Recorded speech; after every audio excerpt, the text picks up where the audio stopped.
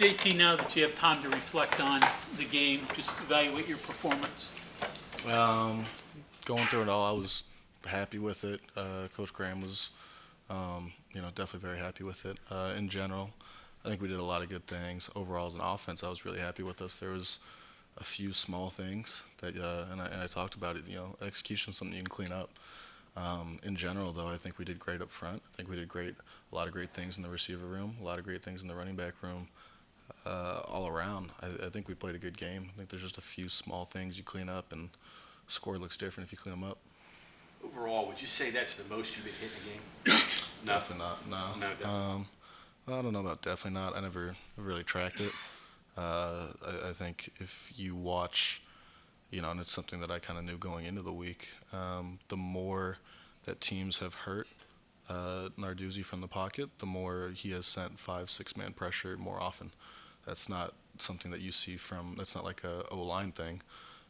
If you see me get hit a lot that game, they have a really good front seven and they send 6. That's 6 one-on-one blocks, including your running back. That's, your quarterback's going to take hits. That's kind of him philosophically, and that's something, it's part of my position. It's part of what I got to do.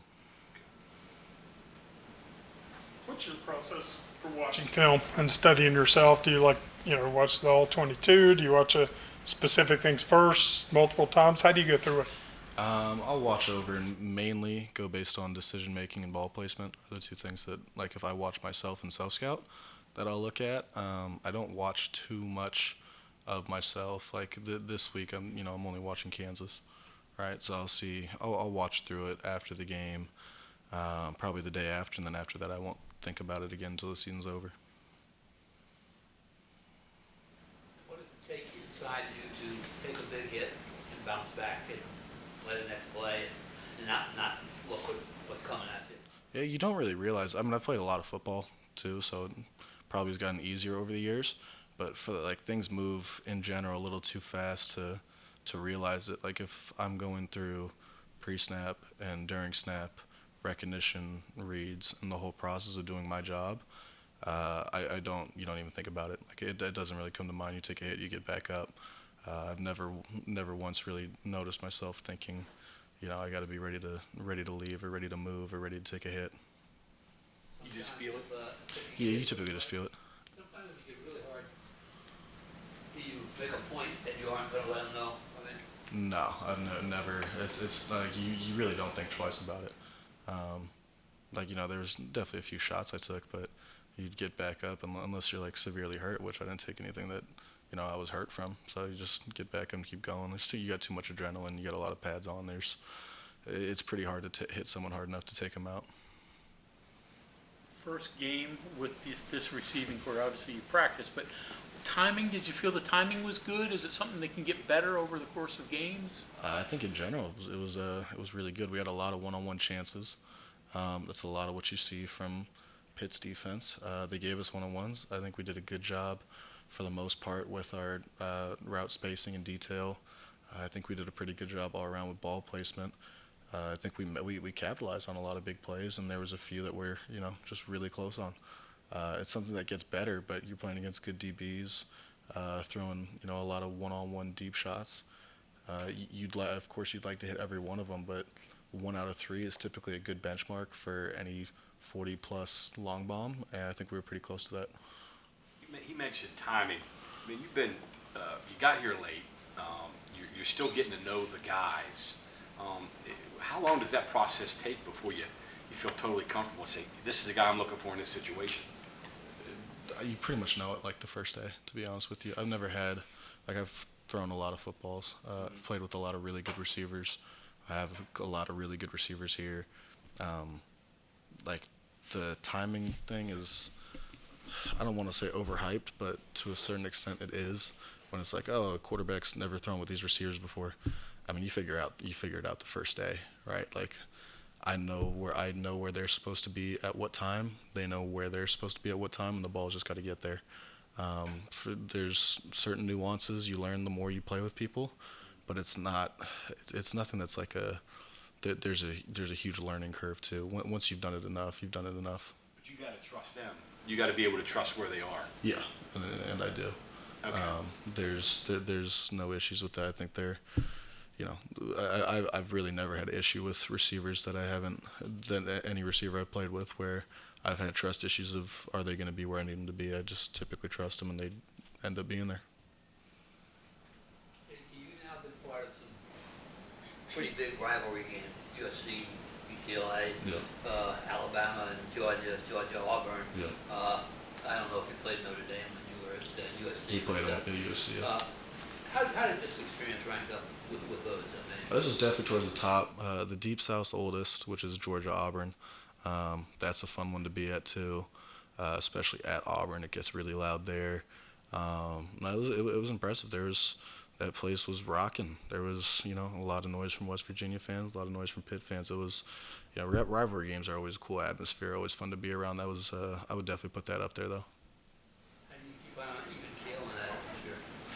I've never, it's never been like an issue for me personally. Like I enjoy the overall environment. Like it's really cool to be on the field and, you know, every now and then you try and take it in and, you know, really listen to how loud it is and, you know, hear people yelling your name and, you know, some fun stuff. But in general, it's not like it goes back to what I said earlier. There's just so much going on and so much I'm focused on. It doesn't really creep into your mind that much. JT, you said after the game you enjoy, I guess, a road atmosphere, opposing fans yelling at you. Have you always been that way? Is that something that you developed, that sort of competitive spirit in time? I've probably gotten better at handling it the older I've gotten.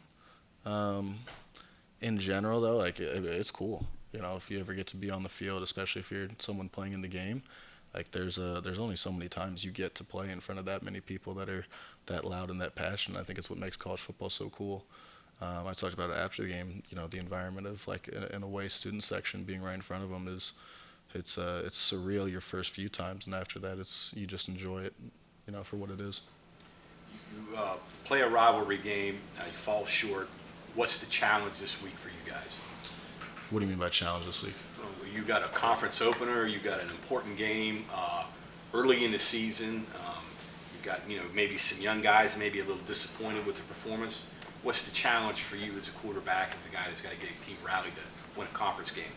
It's something that's impressive in this team that I think matters a lot is as soon as like you watch the final play at Pitt, that's the last you talk about them. I haven't seen anybody that's, you know, in low spirits or thinking about last week. You put it to bed and you move on. There's always a potential for a challenge in me to get guys focused on this week, but it is not a challenge that has presented itself. Guys are, locked in on Kansas and ready to play Kansas. JT, how much leeway do you have, or how much does Graham let you do as far as kind of checking into things, just, you know, trusting what you know and trusting what he knows that you know about the offense? Yeah, I think a lot if I really wanted to. A good thing with the system is we generally have answers in all scenarios. There are things that we talk about during the week that I will check versus specific looks. And I have full control over protection. But in general, like if I really wanted to do something, like both touchdowns to Bryce were signals. Both of those were changed Bryce's route. In general, I think he's all for it. He lets, he definitely allows for me to do, what I can within the system. But for the most part, kind of like I said, there's a lot of answers that we have built in on every single play in our whole offense. It's one of the great things of this offense, the reason why I've always liked it and wanted to play for it again. So I don't have to in a lot of scenarios, but if I ever need to, and there's a good amount of freedom I have to do that. Why did you make those calls on Bryce's point, especially after that long run where that happened pretty quickly? Yeah. First one, you break off an explosive, and we had not been explosive up to that point. There's like a big momentum swing that you get, and everybody on the offense feels it. We know they play a lot of press man, and I don't think anybody can press Bryce or KP. So if I get a chance where I know it's one-on-one, that's about as good. It's as good a situation as I could ask for, and it's really the same thing on the second fade to Bryce. Is if I know if I'm very confident it's going to be a press man one-on-one throw, I'll live and die by Bryce winning one-on-ones. Feel odd, maybe a good odd, being back with Graham Harrell, being in the meeting room again with him. You think back to the first times you were with him, and what's it like again? There's no oddity to it. Or no, there never was. Me and Graham have always had a great relationship, and there was never like thinking twice about it. I don't remember where I was when I was asked, like, what was it? What did Graham have any effect on you choosing West Virginia? And it's like, yeah, huge effect. That was, when you hit the portal, you get a bunch of texts from a bunch of new numbers.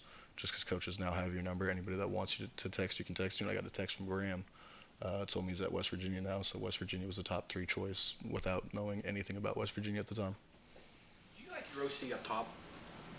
In the box, I've Yeah. never had an OC elsewhere. Oh, is that right? Yeah. A lot of times these days, the OC likes to be on the field because the camera's on him. Oh, really? Monken was always in the box. Yeah. T was always in the box. So you've always had that. I've always had him in the box. Yeah, I don't know if I've ever even like really talked to my offensive coordinator mid-game. Because I usually just like right here, it's Stu, Stanton, and Matt Cav are 2 guys on the sideline. Like if I want to tell something to Graham, I'll tell something to Graham, or if Graham needs to tell me something, they'll tell me something. And it was the same way at Georgia when I was in. They would tell me to tell Stet something, or they would tell Stet to tell me something when I was in. Of course, up top you can see things. Like if I was offensive coordinator, I would be up top 100%. Right. I would not want the sideline view. I'd want the above view. Right. Graham the same as he was 4 or 5 years ago? Yeah, he was. System the same? So very similar. Yeah, we there's a few new things here and there, things we've taken out, things we've added, but I think he has like an extensive background in what he does, and based on the team and what he thinks is best for us is like what's in for the week and how we're gonna what we're gonna go with.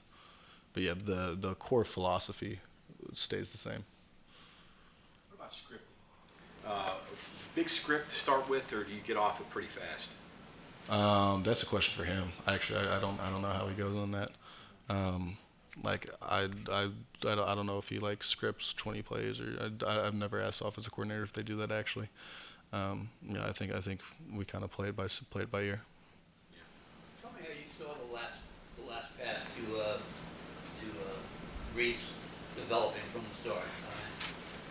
Okay, so Pitt on long situations either was a zone pressure team, so 5-6 man pressure, usually 3 deep if they were zone pressure, or on long situations like 3rd and long, they like 2 man. They played us 2 man, so I was going based off, like as soon as I'd snap the ball, I was going based on, am I going to have to get this out and throw it up to Bryce or KP, or is it going to be 2 man, I'm going to play off the safety. 2 man, they end up being 2 man, play off the field safety. He widens too far off the hash, so I know Reese is in a one-on-one with a guy that can't see the ball that's looking at Reese. I put it in a pretty good spot for where I wanted it to. I wish I was 5 to 6 inches higher, because you don't have too much space. Like if you throw Reese a ball right here on that, you give too much time and too much possibility for that ball to get knocked out. You need to throw either a back shoulder to Reese or a diving low ball. I wish I was 6 inches higher, and I think it would have been a safe catch. But I love the call. Play 2-on-1 off the safety. Reese ran a great route. Bryce did a great job pulling safety away. We were just this close.